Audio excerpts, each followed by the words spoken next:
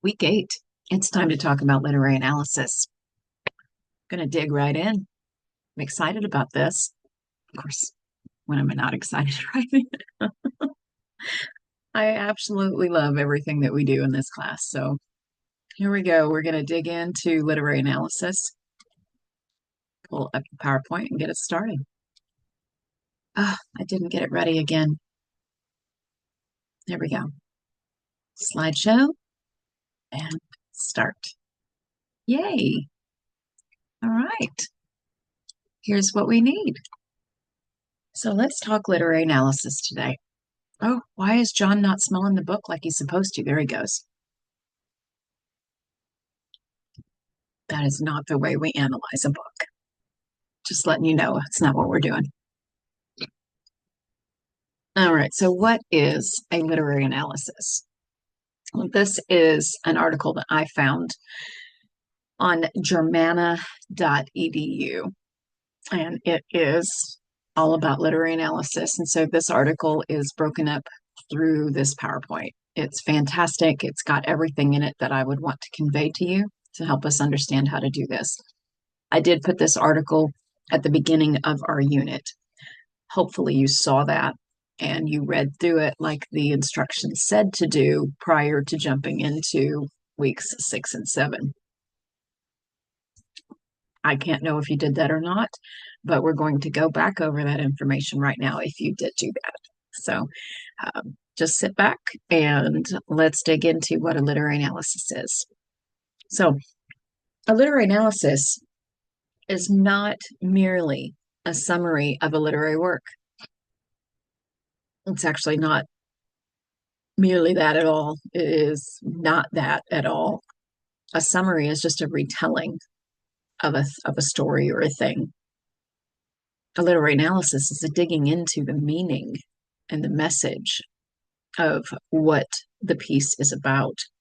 So instead, it is an argument about the work that expresses a writer's personal perspective, interpretation, judgment, or critical evaluation of the work. This is accomplished by examining the literary devices, word choices, or writing structures the author uses within the work. The purpose of a literary analysis is to demonstrate why the author uses specific ideas, word choices, or writing structures to convey his or her message. And so we've already read The Most Dangerous Game, Night Surf, So What Are You Anyway, and A Sound of Thunder. At this point, you have thought about, because in your discussion worksheets, you've had to think about the literary choices that those authors made. Why that particular setting? Why that particular point of view? Why these particular characters, right? Why this particular plot? Why that repetition? Why? We need to get really good at asking that question, why? When we do that, we are analyzing a work. And so we are looking at the specific ideas, word choices, writing structures that an author has used to get their meaning across. It's pretty exciting. So why write one? Well, a literary analysis broadens understanding and appreciation of a piece of literature. Now, I would say not just literature, I would say music, movies, magazine articles, books, anything. Anything that is an argument, and most everything is, but anything that's an argument can be analyzed. Who presented it? Why and how? What were their methods? What were their means? What were the devices that they chose? What was the particular setting? See, this can be applied to all things in life, not just literature. And I hope that that helps you with this feeling of, oh, it's related to English class, therefore I can't do it. Well, actually, you can, because this is relational to all of life, to everything that we encounter. You could do an analysis of the way that I give this lecture. You could do an analysis of the way a particular company makes a particular brand of furniture. You can analyze anything. Why that structure? Why that device? Why that tone? Right? Why that irony? Why? So both writing and analysis form new synapses in your brain. So why write one? Because it's good for your brain. You get two benefits for the price of one. We are practicing critical thinking, and I'm getting ahead of myself here by saying that, but that's what we're doing. This is from a textbook, this information here. I didn't come up with this on my own. This is from Everyone's an Author. Remember, your brain is like a muscle. The more you use it, the stronger it becomes. It's weight training. It's essential to meet your purpose. Use your brain to keep it strong, like a muscle. This is critical thinking. We have to get comfortable with the question, why? Dig in. Why that message? Why that method? Why? So, what is literary analysis? It's literary, it's an analysis, it's an argument. It will involve research on an analysis of secondary sources. So we will need to be looking at what are the definitions of these literary devices and who else thinks that they're involved in this work. Where is some information about the author coming from? Lots of different means of doing research to help you with the literary analysis. So think about it. It's like a brain workout. But you can also think of yourself as a book sleuth. I like that. An argument sleuth, a short story sleuth, or whatever kind of sleuth. I just like the word sleuth. Detectives. We're figuring out the why. It's good stuff. We are looking for why the author wrote the thing in the first place and what that story means. Do you like the in a nutshell? Oh my gosh, I thought that was so funny and clever. In the nutshell, I realize that's dorky, but it's okay. So, how to create a literary analysis? Again, this is from the Germana article.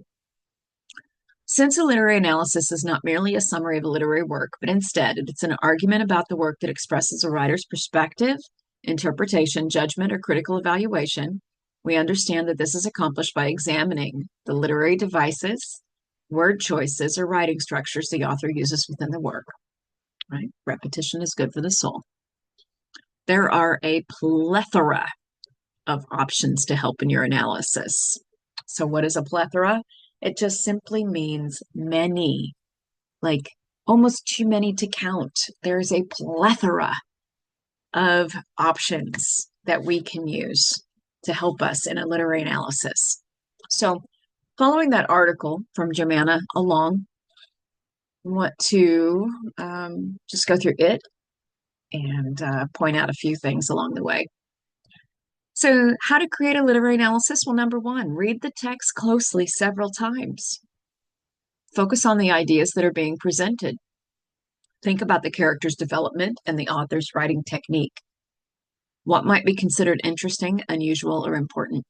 It's always a great idea to read the story once. Just read it. Just read it, go through it, just read it, and then consider, just like we do on our worksheet, what's your reaction to it? How does it make you feel? Right? What's your response to it? Read it again. This time be looking specifically for literary devices. This time be looking specifically at word choices.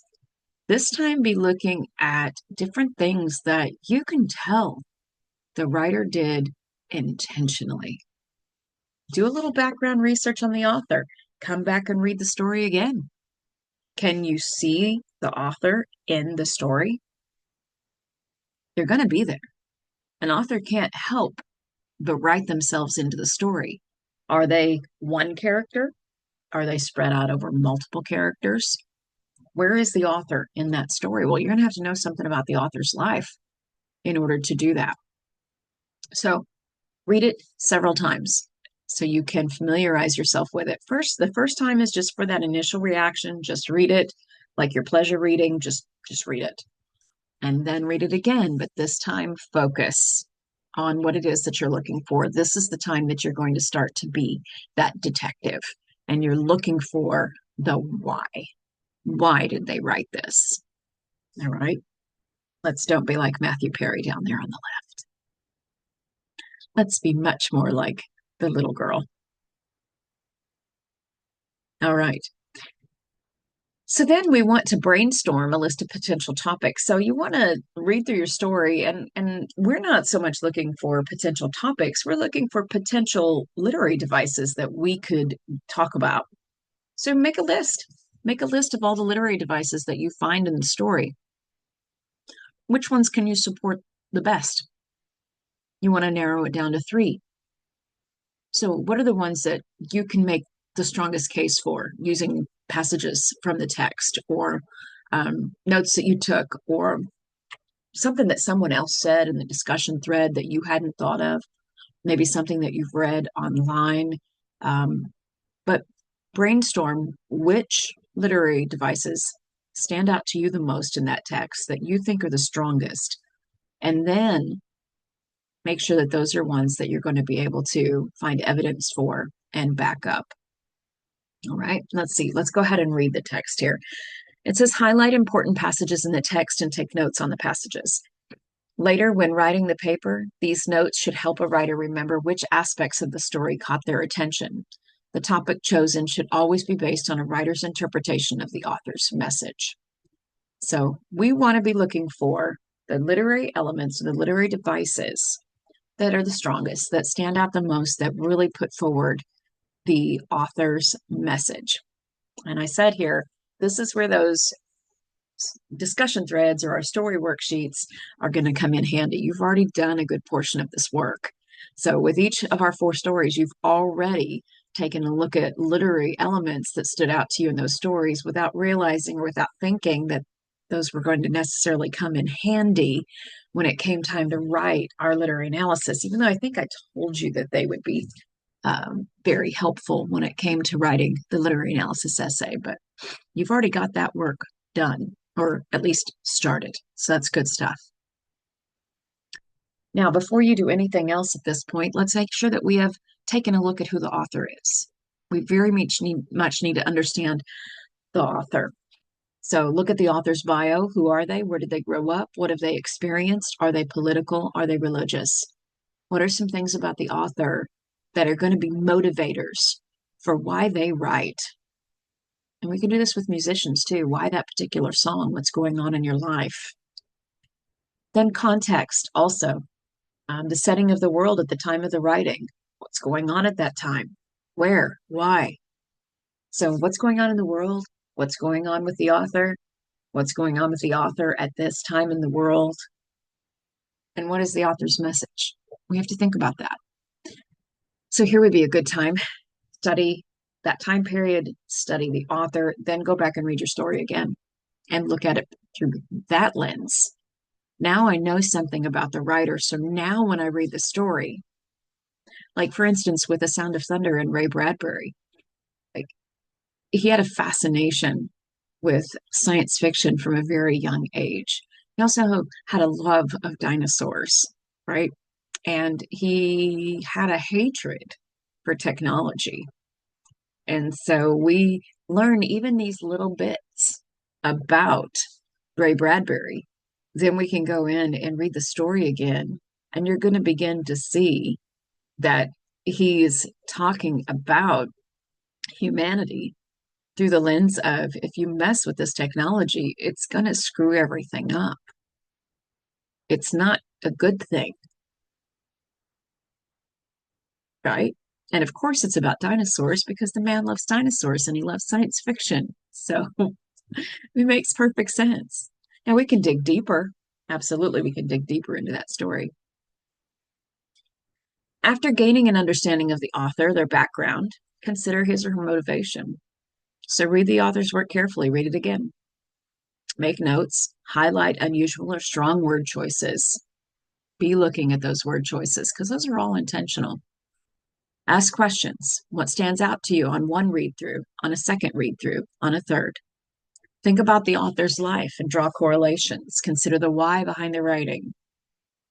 What specific choices did the author make in the realm of literary devices to sell the message to you? That's a different way to look at it. What are they doing intentionally here to sell this message to you? And see, I want you to realize that's what's going on when a musician writes a song, when an author writes a book, when a journalist writes an article, when a news anchor shares their thoughts, when a preacher writes a sermon, when a politician writes a speech, when a screenwriter writes a movie script. They have a message and they're selling it to you through entertainment. It's all tricks, it's all devices, it's all intentional choices because they want to sell it to you. And we are consumers and we go, oh, feed me, feed me, give me more. And we don't even stop and think about the messages that are going into our heads. Well, literary analysis will help us do that.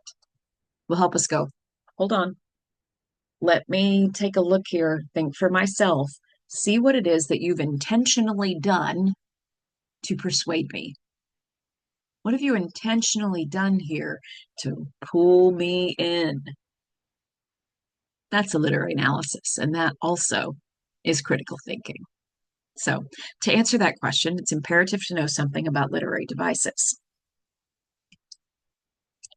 There are lots of literary devices. So, we're talking plot, setting, point of view, characterization, symbol, conflict, metaphor, irony, ambiguity. That's a hard word to say sometimes. That's not supposed to say history contest. That's supposed to say context. How about I go ahead and fix that?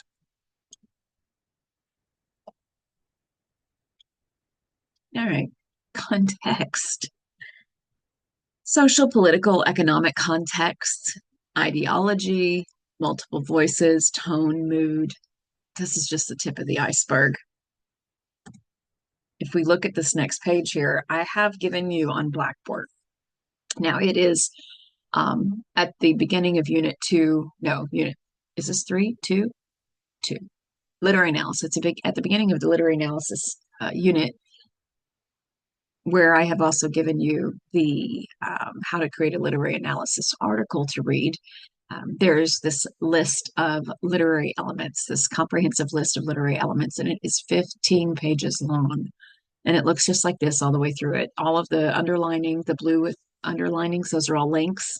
So if you want to do something different outside of setting, character, and conflict, if you want to talk about anagram or analogy or anapest or anthology or archetypes or attitude, atmosphere, ambiguity, alliteration, adage, any of those, just you can click on them, like pull that PDF up off of Blackboard, and you can click on those links and they'll take you to the definitions for each of those literary elements.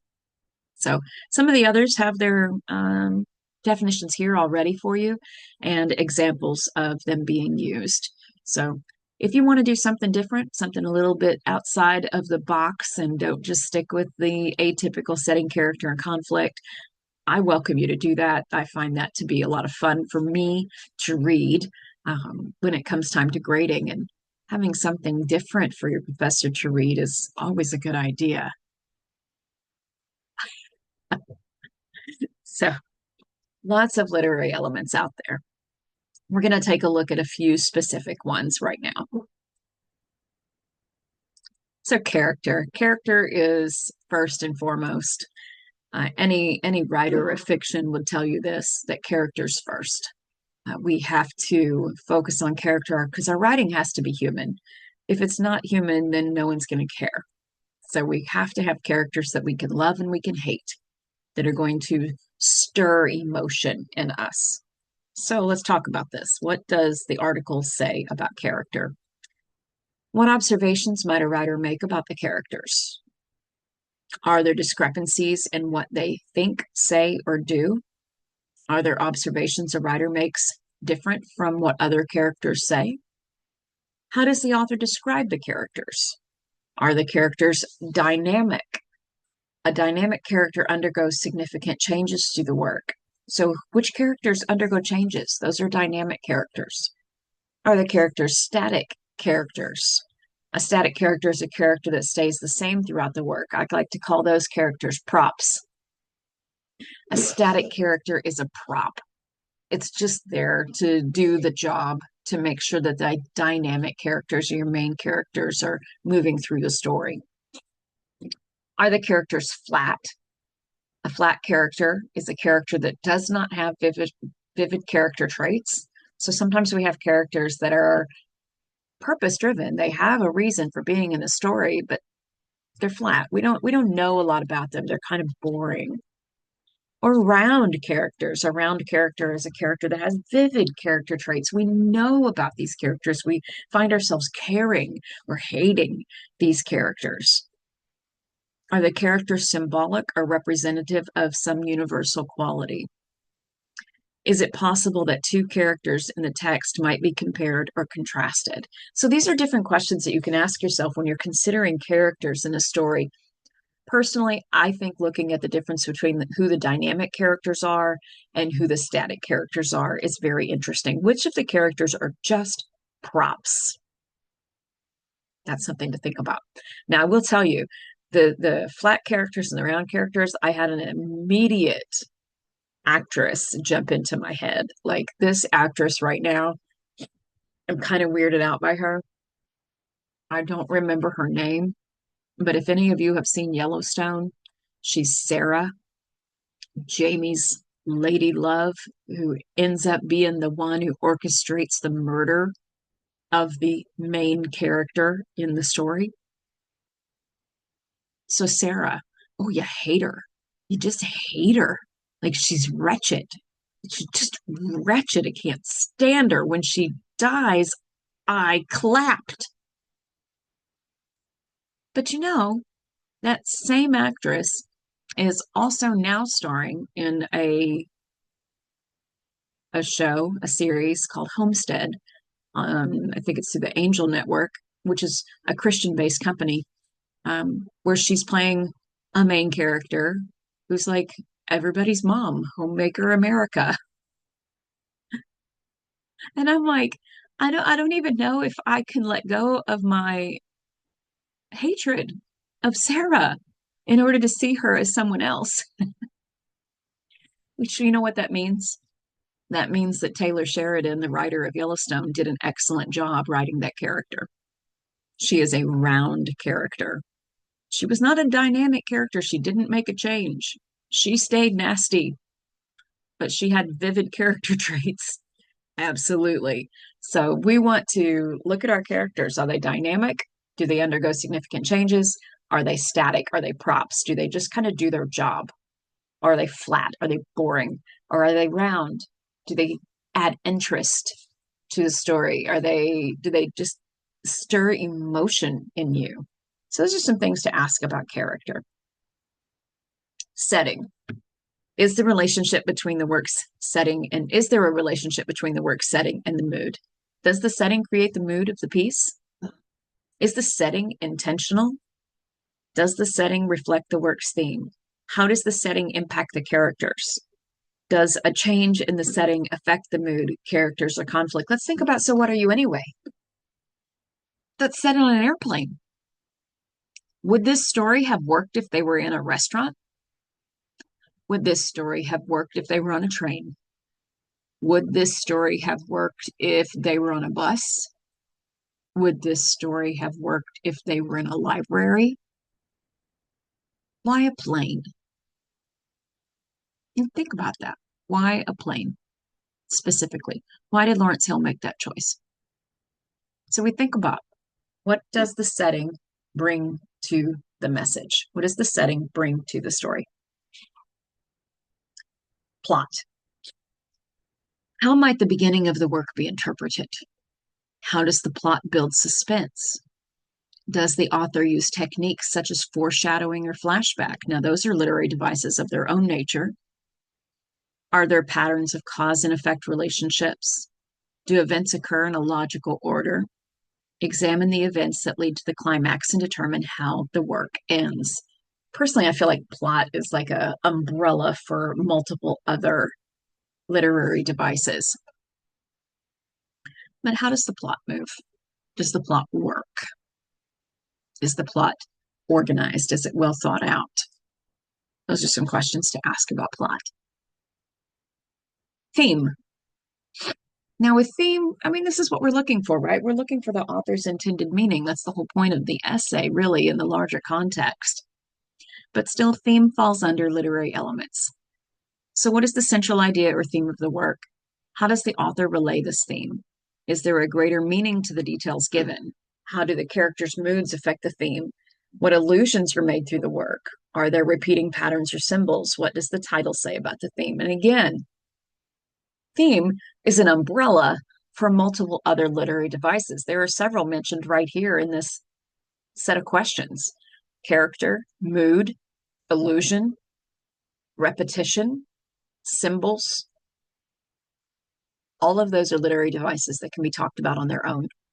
What are the symbols in the piece? Is there symbolism in the piece? Are there allusions in the piece? What are they alluding to? Right? Mood. Let's talk about the mood. Who sets the mood? Let's think back to The Man Who Loved Flowers. I read that at the beginning of the course. So the young man's walking down 63rd Street. He passes the flower vendor. He turns back around. He stops with the flower vendor. He buys some flowers. They have a conversation. He continues on down the road. The mood of the story is very light. It's soft. The word choices are romantic. Everything is soft and sweet until you get to the paragraph that says, at 73rd Street, he stopped and turned right. This street was a little darker, lined with brownstones and walk-down restaurants with Italian names. Yeah, I've read that a few times. But at 73rd Street, he stopped and turned right.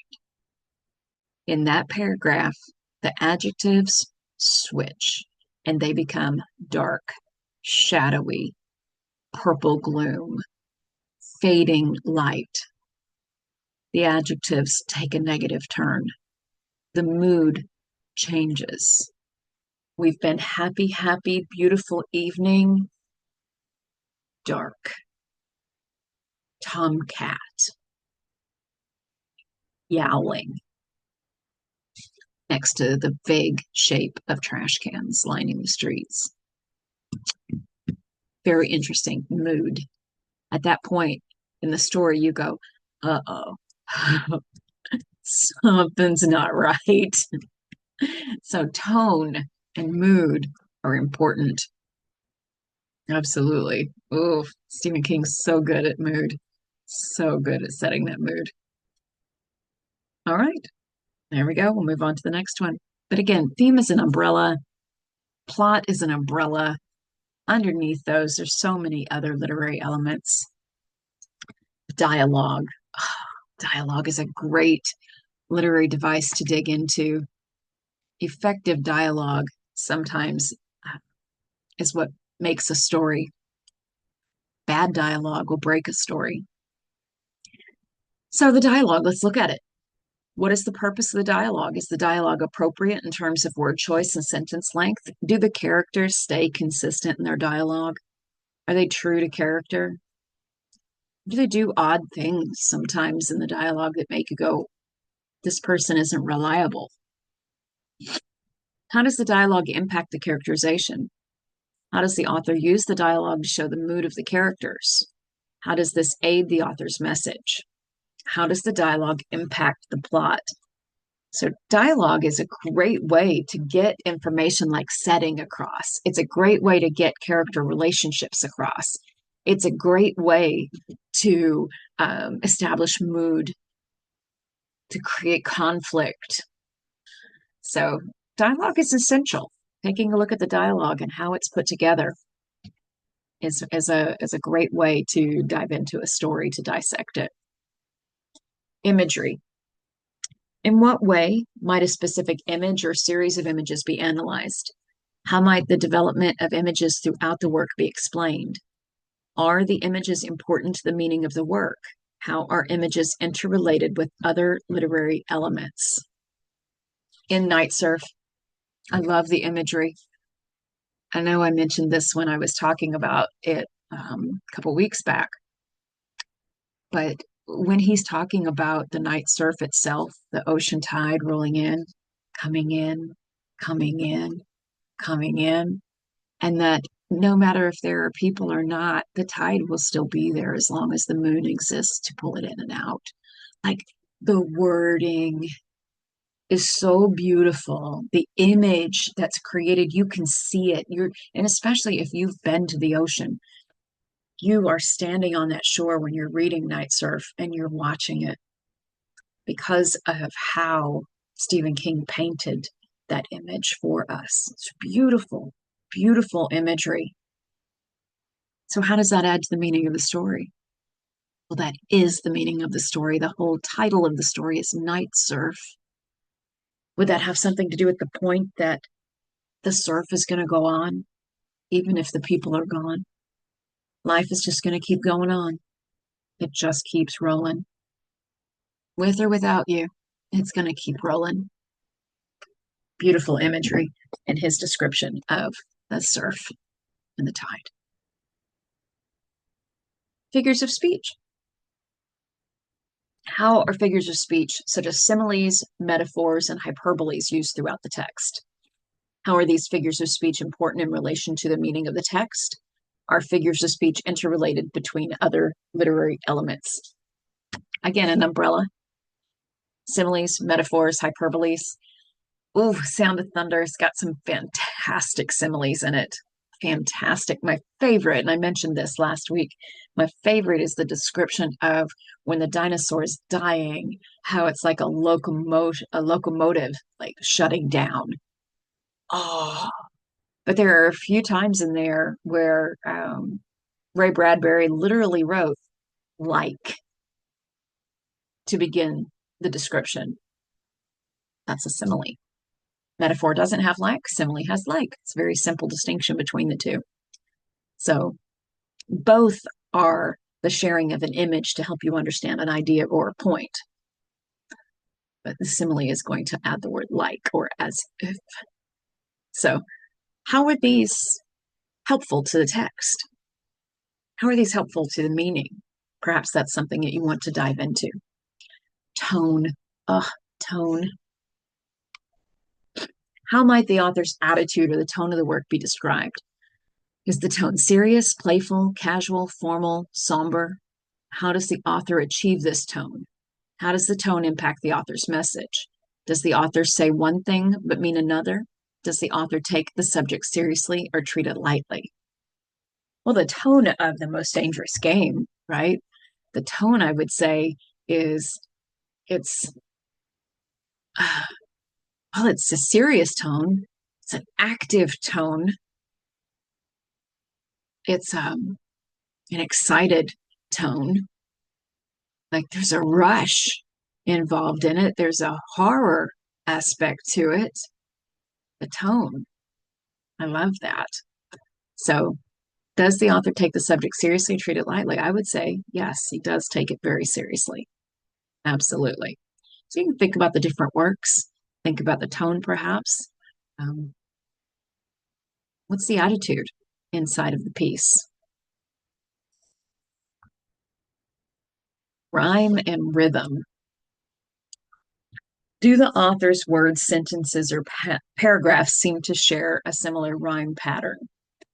What type of rhythm does the author seem to be creating? How is this rhyme or rhythm impacting the author's message? Does the author use different rhymes or rhythms as a sound device for the literary work? How does the author do this? Well, let's think about the Man Who Loved Flowers. We have those repetitive elements there, but we could also refer to that as rhythm, right? We've got swung the hammer, swung the hammer, swung the hammer. It's repetition, but it's also a rhythm to the piece. There is a very slow pattern at the beginning of the story, and then it picks up pace and it develops a much quicker rhythm. And then at the last 2 or 3 paragraphs, it slows back down. The young man is walking again, and no one can see the bloodstains on his suit, not in this soft, late spring dark. So think about the rhythm. Are there rhymes? Do you see these things in the work? And you're welcome for the lady in the kitchen. Point of view. What point of view do the characters display? First, second, third? How does this point of view affect the work's theme, plot, or conflict? How might the author's point of view impact a writer's analysis? Might the character's first person point of view draw a writer to feel as though they are hearing a personal account and cause them to feel an intimate connection with the character? Might the author's third person account cause a writer to feel as if the author is acting as the narrator of the story? Or might it cause the writer to believe that the narrator is an omniscient being who is distant but knows the character's thoughts and feelings? So, what is the point of view? Why did the author choose to write that piece in first person? Why did the author choose to write that piece in third person? Would the story change if it were written in first person? And likewise, would the story change if that first person narrative was now told in third person? And then if it were told in third person, what if it were told in third person limited as opposed to third person omniscient? Why that point of view? Why that choice? How does that best get the message across? Those are the questions we ask. Conflict. Conflict is a massive element to take a look at. Every story has conflict. Life has conflict. Conflict is all around us. It is inescapable. And so inside of a story, you can have multiple types of conflict. And I found this chart. I wanted to share this with you specifically. It's fantastic. I love this. So you might, in your literary analysis, you might want to focus just purely on conflict and talk about 3 different types of conflict. Because in some of our stories, those exist, multiple types. So let's take a look here. You have man versus nature. All right. Would you say in The Most Dangerous Game that we have man versus nature? Well, when the dogs are out and you're running through a jungle and fighting the jungle, definitely. Man versus society. Do we have any of our stories that are man versus society at this point? Thinking and thinking. So what are you anyway? Carol against everybody that has a particular viewpoint about her? Man versus technology. Well, there's a sound of thunder. Man versus man. Sound of thunder again. You've got I'm getting the stories mixed up in my head. I'm trying to say General Zaroff. So we can go to the Most Dangerous Game first, but we definitely have Rainsford versus General Zaroff, right? We have Yvonne versus Rainsford as well. So definitely we have man versus man. And in A Sound of Thunder, Travis and Eccles. There's a big conflict there between Travis and Eccles in that story, right? Man versus man, we've got, and so what are you anyway? We've got Carol versus Henry, right? Definitely there. And then in Night Surf, I don't know that we really have any man versus man. I don't know that Susie and Corey play fighting or whatever in the ocean is necessarily a conflict. Man versus self. Do we have any characters who are fighting a struggle inside of themselves? Well, what about Bernie in Night Surf? Is he struggling with his own mortality? That could be man versus self, maybe. Maybe. Man versus reality, perhaps. Doesn't want to accept it, doesn't want to accept reality, but it is what it is. What about man versus God? Do we have man versus God in any of these pieces? We got man trying to play God in A Sound of Thunder. You could even make a case for that in Most Dangerous Game. General Zaroff setting himself up as God and judge, going to start hunting humans. And then man versus no God, man versus author. And we mostly see that in Bugs Bunny cartoons. Bugs Bunny's like, don't do that. And then the illustrator erases him. But that more happens to Daffy Duck than it does to Bugs Bunny. But that's what it makes me think of. Personally, I think digging into the different types of conflict is fascinating inside of a story. Why that conflict? What is the lesson that we are to learn from this story? A lot of times that's wrapped up in the conflict. The conflict is the point. That particular conflict, more than likely, it's a conflict that we, the readers, face. When you listen to a song that really speaks to you, there's conflict in that song. Right now, Morgan Wallen has a song out called Somebody. Is it Somebody to Love? Love Somebody? Let me look that up because I don't want to tell you incorrectly. Love Somebody? Let's look it up.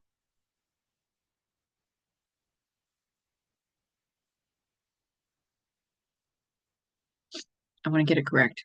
Love Somebody. Yeah. In the song Love Somebody, he's singing about he wants someone to love him for him, not for his money. Right? He wants to know that whoever it is that he finds to love is someone that he's going to be able to take home to his mom, that is going to be sincere, that's going to actually love him for him and not for what he can do for them. And so he's singing about this conflict. And that's relational to so many of us. We want someone to love us for who we are, not for what we offer to them, not for what we bring to the table, but just for who we are, as we are, right? Conflict. Find the conflict in your story. It's a good place to look. It's a great, great song, by the way. Love Somebody, Morgan Wallen. A little bit of a Morgan Wallen fan, if anybody out there is a Morgan Wallen fan. Good stuff.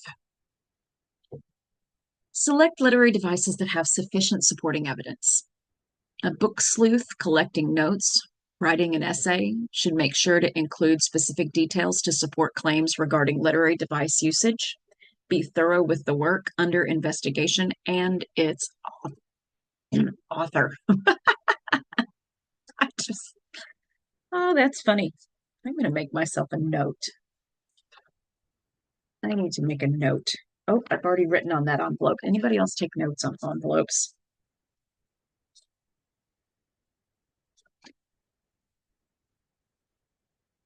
And then I want to add,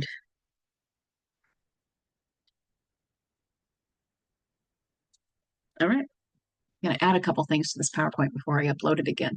I talked about the items here in the video lecture, but it'll be on the PowerPoint itself. So moving forward. Now, the next step is to think about what the author is trying to say. Why is this important? When viewing this work as a piece of art, what might a writer's response be? What might a writer's reaction be to the ideas presented in the work? Are these ideas truthful or relevant to today, and how? If a writer were asked what they thought of this work, how might they respond? What points might a writer make? All right. So, what is the author saying? What's their message? Can you find it? I think that's a wonderful question to ask. Yeah,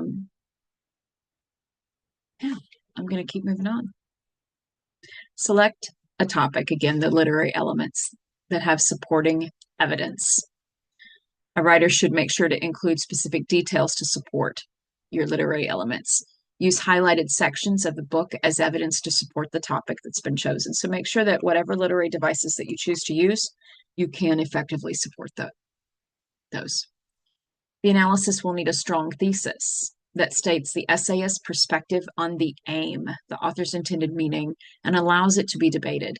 The thesis should state an essayist's opinion, but it should also allow readers to arrive at their own conclusions. Now, first of all, I just have to say to you right now, you are cool. You are an essayist.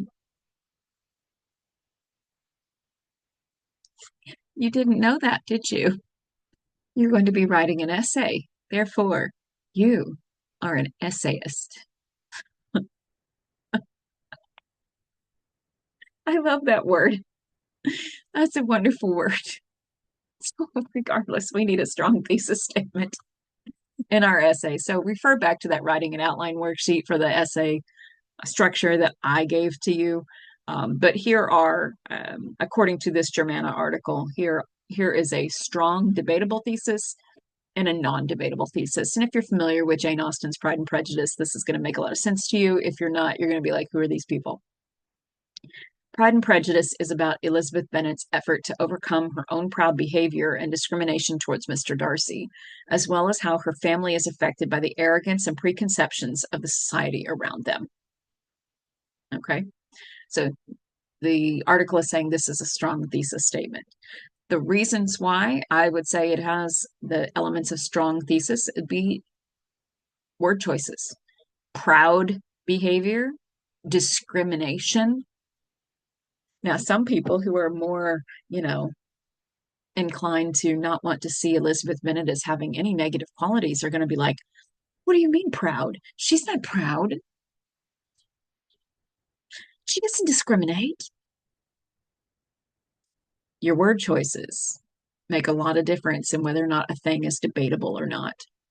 And see, as well as how her family is affected by the arrogance and preconceptions of the society. Other people might say, that society wasn't arrogant. So we have several words in this, what they call debatable thesis, that stand out, that might be of debate.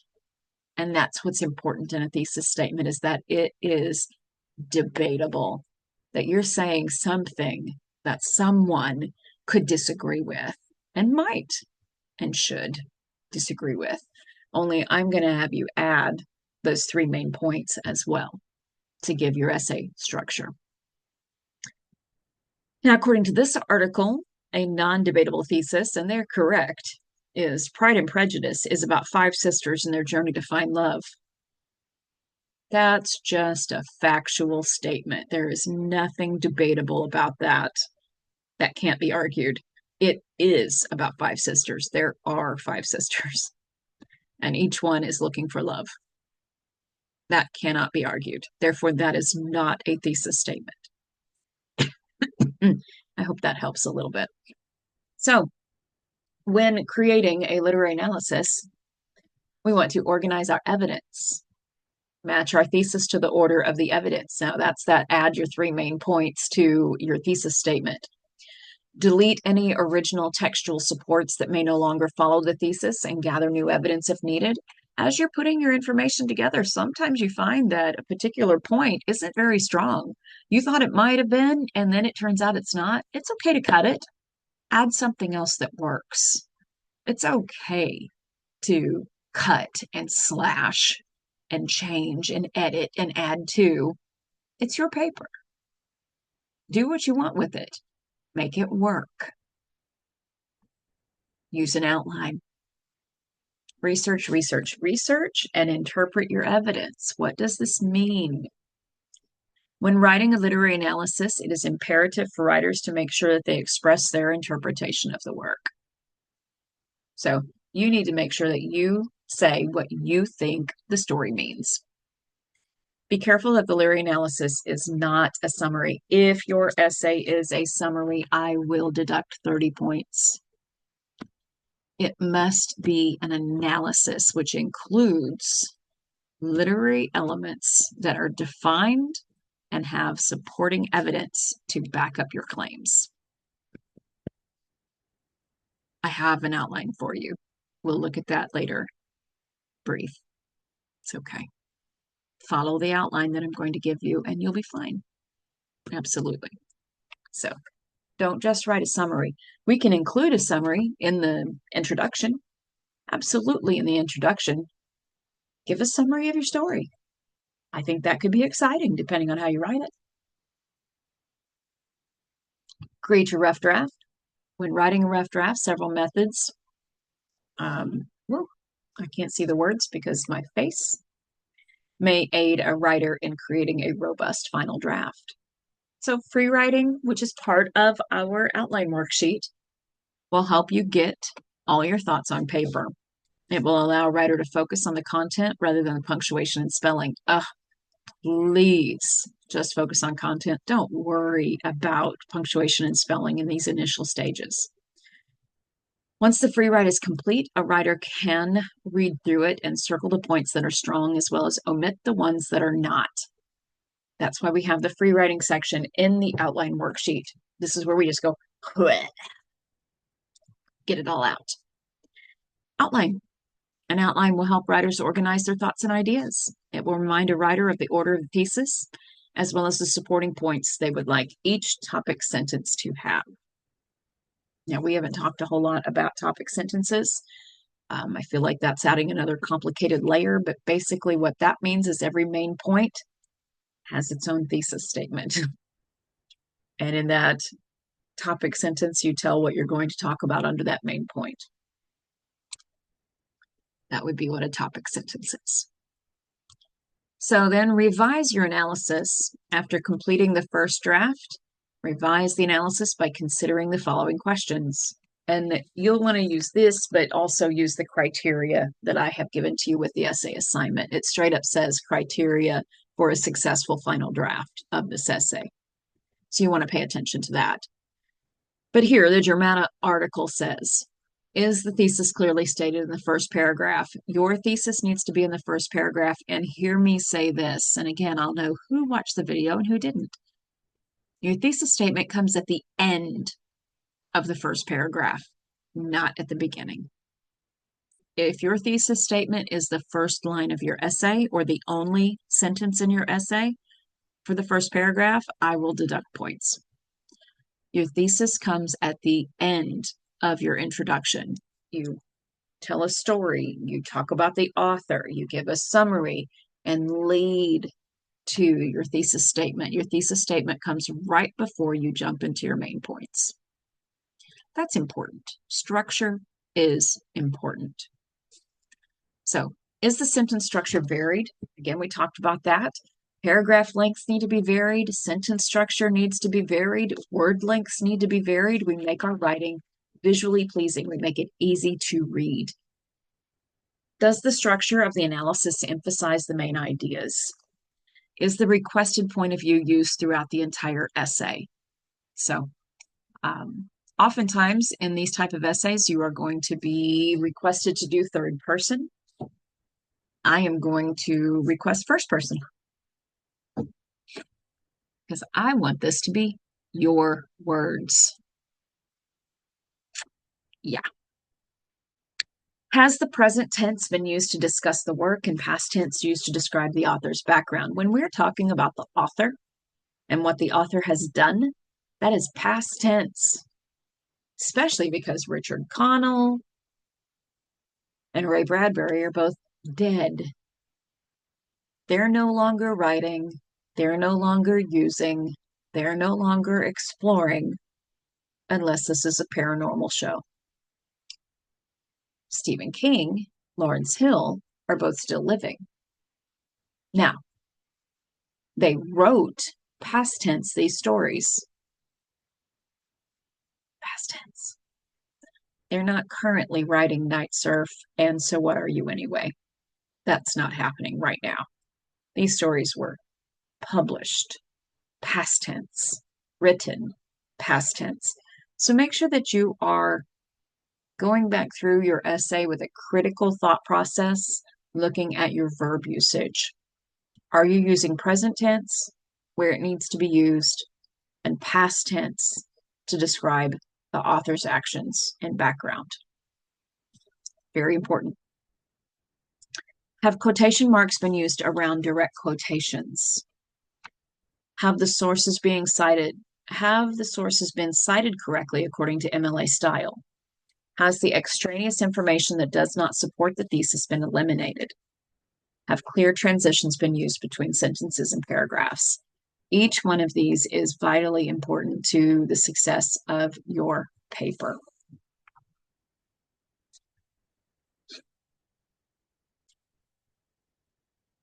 I'm adding another note.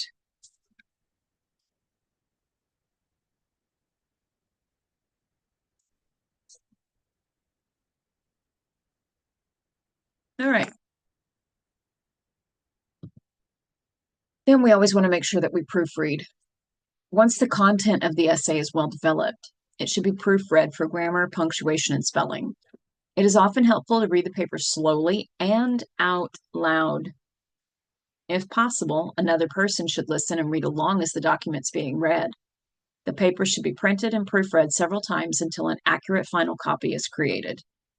Be alert to common grammatical errors such as sentence fragments, comma splices, and run on sentences. Very important. Proofread. Oh, I like that suggestion there of read it out loud to someone and have them follow along. I like that. Or maybe even have them read it out loud to you so you can hear it. That would be great as well. All right. That's it. That's literary analysis. Do you feel like you got it? You guys good? All right. I'm going to skip this part. Although I enjoy this part, but I'm going to skip this part. You guys are more than welcome to go in here through the PowerPoint and do this next portion, or you can go on YouTube and look this up for yourself. But I find this to be really fun. This is a literary analysis. If we click on Stephen King here, um, if you click on this, it takes you to YouTube and a video called Thug Notes, and it is Doc Sweet's literary analysis of Stephen King's It. It's about 11 minutes long, and it is a hoot. It's an absolute hoot. But for right now, I think that we're going to let that fly. It's not actually pertinent to what we're doing. It's just fun. It's something that I kept in my Stephen King curriculum, and I thought, well, I'll keep it in here too. But now that we're at this point in the lecture, I really didn't think I would be talking this long as I have. So I'm going to go ahead and jump us past that point. But at the conclusion of it, I will say this. When you watch that video, so Thug Notes with Doc Sweets, you find out what Stephen King's message is according to Doc Sweets. So, literary analysis helps the reader determine the author's intended meaning. Why did the author write this for you? So, the message of it, according to Doc Sweets of Thug Notes, is that evil has been around since the beginning of time, but it takes humans in order to manifest itself. So, that entire big, massive book can be summed up in that sentence. Evil has been around since the beginning of time, but it takes humans in order to manifest itself. It requires us in order for it to work. That's a disturbing thought, and that is perhaps the message of that book.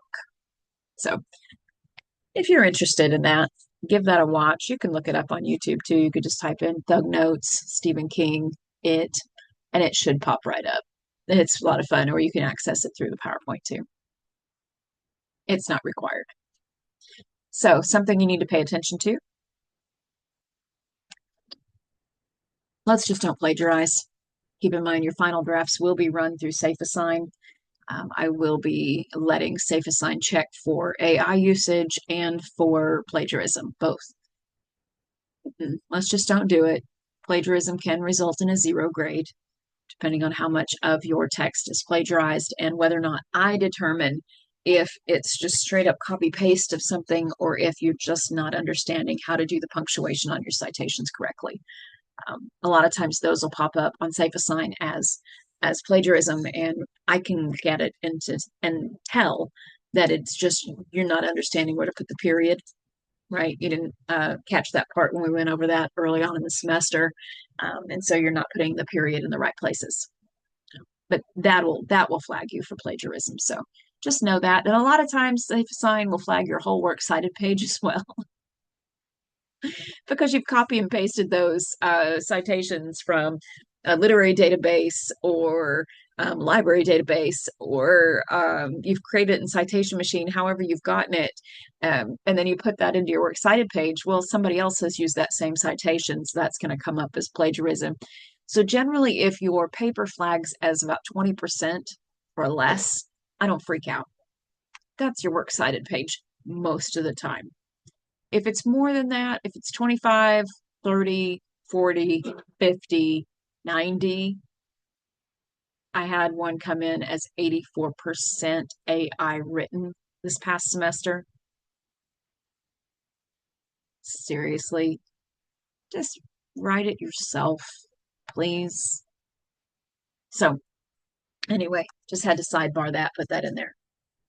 Here is an important note. Make sure that you are using signal phrases.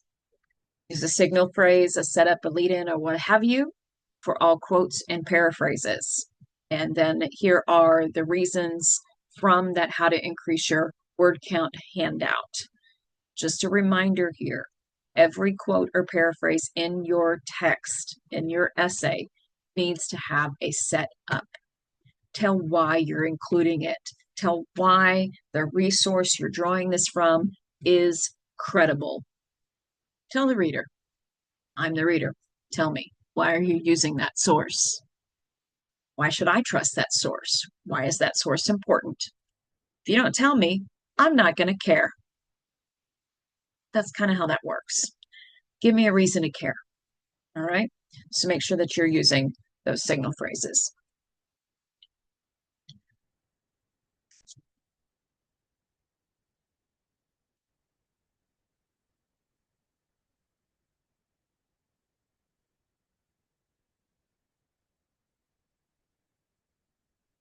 Sorry.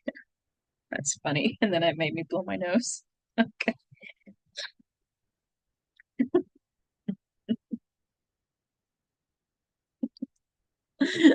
That kind of backfired. Moving on. Let's talk about essay 3. Here we are, literary analysis. It's time to get it started. So, literary analysis essay. We'll be using the essay strategies, definition, examples, and description. The purpose.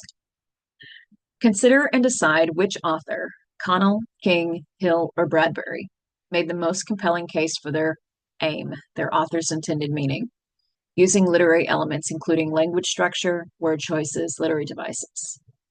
This essay project aims to think critically about which author's use of literary elements best reinforced his intended meaning, the why behind his message, and the message's impact upon his immediate world and the community at large. We are looking for 4 full text pages, 4 pages. So we're going to look at the literary choices that he made and the impact of the message of the story. Now, this assignment structure, the structure is on Blackboard under week 8. You'll find where the assignment is, and all of the same wording is there. It's also on your syllabus. After the course schedule, there's a listing of your essay assignments. So you have this in 3 places. You have it on the PowerPoint, you have it on Blackboard under your week 8 to-dos, and it's also on your syllabus. And so you can't say you couldn't find it because it's there. Read through this. Steps to complete the task.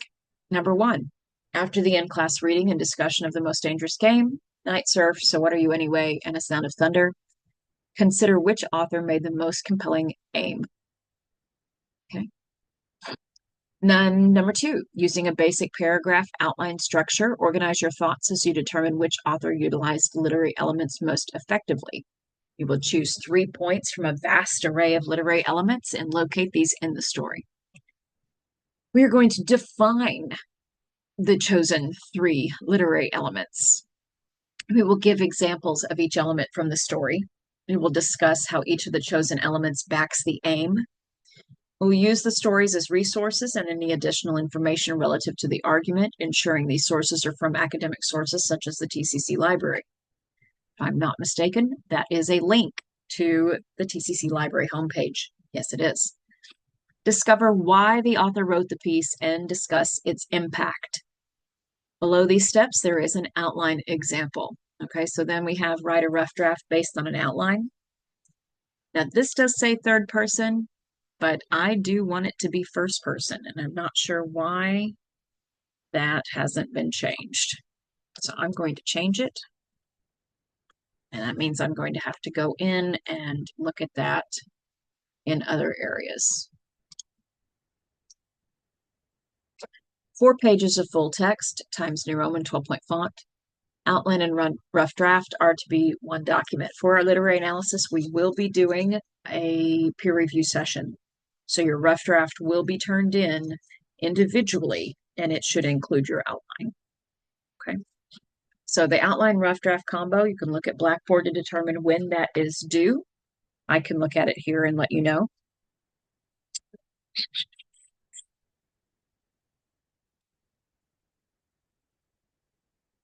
Ooh, I hope this is correct. I think this is correct. Looks like rough drafts are due on March the 24th, right when we get back from spring break at 8 a.m. That is the only assignment you will have this entire semester that's not due at 11:59 p.m. So make sure that you pay attention to that. It is due at 8 a.m. on the 24th. Okay. 20 points possible for on-time submission. So rough drafts, I will not accept any late, no exceptions. They are needed on time for peer review. Not taking them late, you're hearing me say it now. So hopefully you've watched this video, so you know that. No rough drafts will be accepted late. And so peer reviews are to be completed that week. The week that we're doing peer review is the 24th through the 30th of March. And then according to your peer review outcomes, you'll make final edits to your essay project and turn your final draft in. On the appropriate day, your final draft looks like it's going to be due. And this is for the spring 2025 class. If you're watching this in the fall, you'll have a different date. But for spring 2025, your final draft is going to be due March 31st. So here's your outline example. I want you to follow this. This is the outline I want you to follow. Now, you put your own words in here and fill in the parts that you need to fill in. You don't have to use personification, lack of setting and character, and irony. You can use whatever literary elements you want. But I do want you to follow that ABC structure, your subpoints. Definition with citation and signal phrase. Where did you get the definition? Is it a credible source? How do you know that? Tell me. And a parenthetical citation. B, examples from the text, utilizing citations and signal phrases. How personification reinforces the aim, or how your literary device reinforces the aim, and then your opinion based on evidence. Do the same thing for the second one and the third one. And then our essays are going to have a fourth main point. This is the impact section. So I want you to talk about the impact of that story. What is the impact on the immediate world, on present day, and on you personally? Right? So this is the outline structure that we're going to follow for this essay, essay 3. If you have any questions on that, you can always text me and ask those.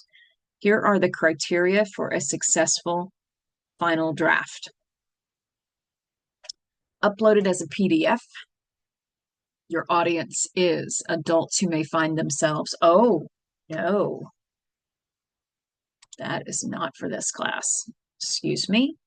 Go back. At adults who need to understand how to use critical thinking skills. Perhaps. What do you think? Oops, what am I doing? Current slide. See, this is what reading things out loud does for you. It will be MLA format. And then this is a link. Use the MLA example paper as a source. Times New Roman 12-point font. Your paper needs to be classic double-spaced. This is a link to that article. Opinionated thesis in one sentence. Put the thesis in bold print. Main points are in order of impact. The strongest point is last. Ensure MLA in-text citations are correct. Periods come after parenthetical citations. Again, use the following resource to ensure your MLA is correct. Here is an MLA resource. It's from EasyBib.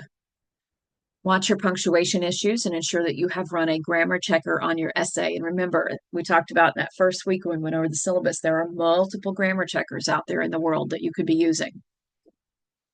Use logic-based verbs. If an author wrote something in the past, use a past tense verb. If the author's story affects you, use a present tense verb. We are shooting for 4 pages, full text, about 1,250 words, not including the works cited page. Minimum of 1 in-text quote or paraphrase per page, up to 3 quotes or paraphrases per page. Explain why the quote or paraphrase is included in the argument. Assume the audience is ignorant. Be specific and clear. Use quotes and paraphrases if needed in this essay. Now it says 3, maximum of 3. We can be a little bit lenient on that. I just don't want the whole page to be quotes. I want you to have your own words and opinion in here. So setups and signal phrases must be included for all in-text quotes or paraphrases. See the How to Increase Your Word Count handout for assistance. And so here is a link to that article. And your works cited page is required if quotes and paraphrases are used in MLA format, classic double-spaced, and here is the MLA example paper for assistance. 4 sources minimum. So that's the criteria for a successful paper. There we go. So for your homework, you have a discussion thread over literary analysis, and we begin essay 3. All right, fantastic. That brings us to the end of the PowerPoint. And I will stop the share, which brings us here. So that's literary analysis. How exciting. Well, I personally find it exciting. Next week, as you continue to work on your rough drafts, I will be discussing with you editing and peer review. So be looking forward to that. It's a fun talk on how do we effectively edit our work and how do we effectively peer review. And we'll have that conversation next week in week 9. And then week 10 is peer review. That's going to be fun. I think we'll have just a brief mini lecture that week. It's not even a lecture, it's just I'm going to have a little video where I talk to you about a few things. And that will draw Unit 2 to a close, and we'll begin Unit 3 in week 11. So that's where we are, and that's what we're doing. And hope you have a great week. If you have any questions, text me. You know how to get a hold of me. And I'll talk at you later.